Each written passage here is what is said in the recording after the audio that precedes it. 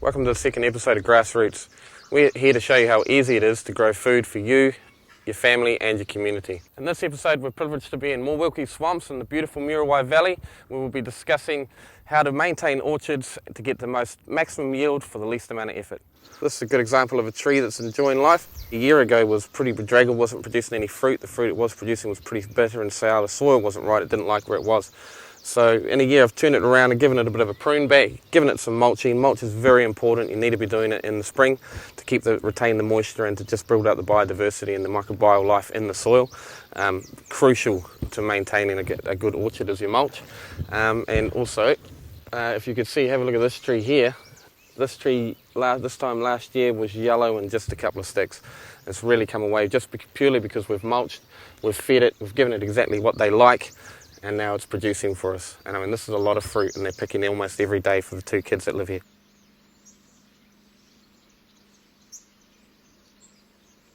This glorious old yellow Victorian plum has been mulched. This is the second mulching now in a year. Underneath, just put a bit of cardboard there, it keeps the weeds from coming up. It's a nice little weed break, it breaks down and feeds the soil. I just want to show you some of the soil in here. You can see all these healthy, big roots. It's really digging what we're doing to the soil and really producing some good healthy foliage, which in turn is going to produce great big fruit for the after Christmas jams and such. What's important with mulch is you've got to keep it away from the stalk. If you build it up around the stalk, then the chances are you're going to get disease in your stalk and you're going to get a lot of bugs. As you can see, this is quite healthy. There's a little bit of lichen. It's not a problem if you look at the leaves. It's a very healthy specimen. It's doing well.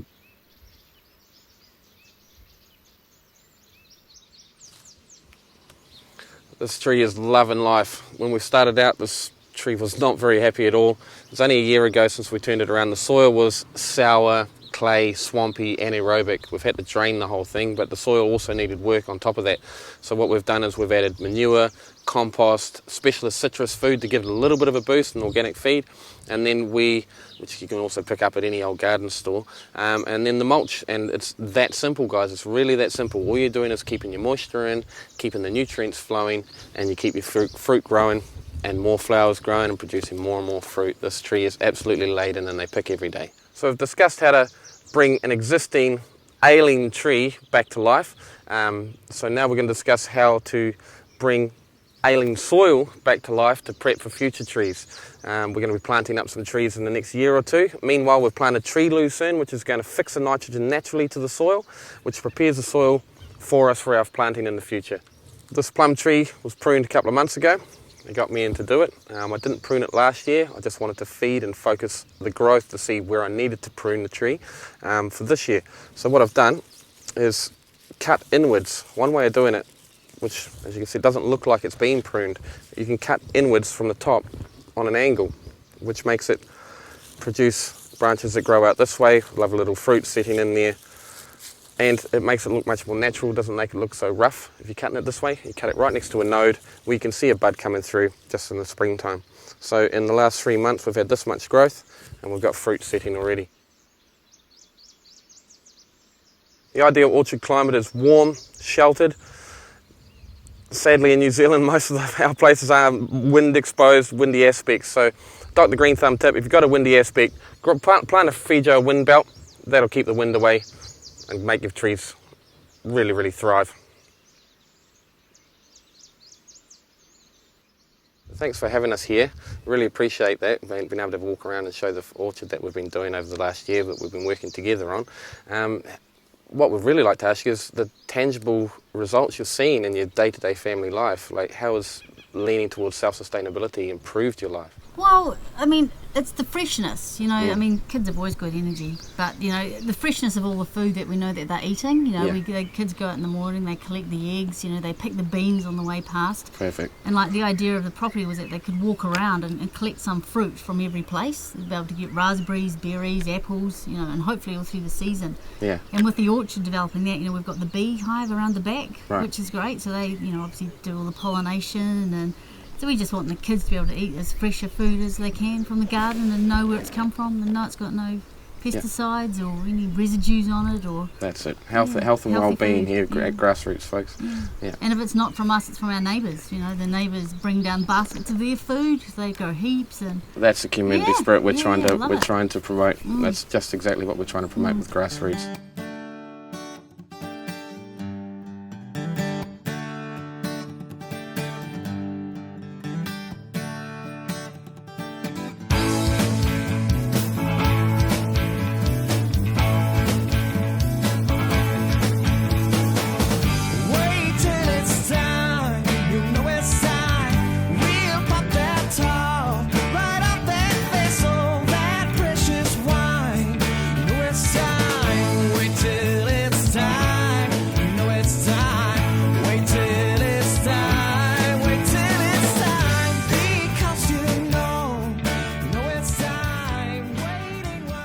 How do you see the turnaround in the years since you've had the specialist on site? How have you seen the turnaround? How's that? Oh, it's phenomenal. Yeah. I mean, we didn't even know we had lemon trees down there, and all of a sudden we've got lemon trees and lime trees. Yeah, that's exciting. Absolute bonus. Mojitos, people. Yeah, absolutely. Loving the mojitos. So, you know, we mulched them properly, we cardboarded, we encouraged the worms, we limed, and we, you know, got good advice on what we should do to the orchard.